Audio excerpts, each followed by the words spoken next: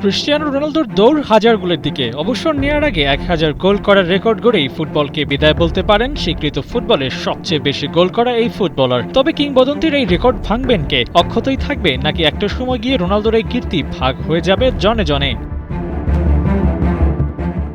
ভবিষ্যতের কথা হলফ করে বলা যায় না, তবে সম্ভাবনা আছে রোনালদোর সবচেয়ে বেশি গোলের রেকর্ড ভেঙে ফেলার। আর এই কীর্তি করতে পারেন ফ্রান্সের ফরওয়ার্ড কিলিয়ান এমবাপে ও নরওয়ের স্ট্রাইকার আর্লিং হাল্যান্ড। বিশেষ করে এমবাপে আছেন এই রেসে সবার থেকে এগিয়ে। একদিকে ক্লাব ফুটবলের রিয়াল মাদ্রিদে খেলেন, অন্যদিকে জাতীয় দলে খেলেন ফ্রান্সের মতো সমৃদ্ধ দলে। সম্ভাবনা তাই তারই বেশি। এরই মধ্যে ৩৫০-এর বেশি গোল করেও ফেলেছেন কিলিয়ান।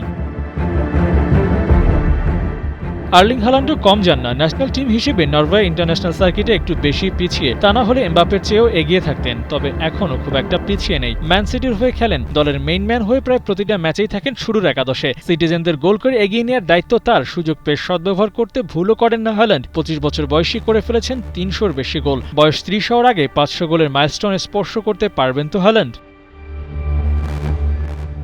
সম্ভাবনা উড়িয়ে দেয়া যায় না। হাল্যান্ড এমবাপে দুজনের সামনেই সুযোগ আছে ক্যারিয়ার শেষ করার আগে ক্রিস্টিয়ানো রোনালদোর রেকর্ড ভেঙে ফেলার। গেল সিজনে হাল্যান্ড করেছেন ৩৪ গোল, এমবাপের আরও ১০ গোল বেশি। সময়ের সেরা দুই তারকার এমন পারফরম্যান্স আশা দেখায় রেকর্ড ভেঙে রেকর্ড গড়ার। তবে ক্রিস্টিয়ানো কি হাজার গোলেই থামবেন নাকি ধরাছোঁয়ার বাইরে গিয়ে বিদায় বলবেন, তার সময় হলেই দেখা যাবে। আবু নাঈম, ৭১।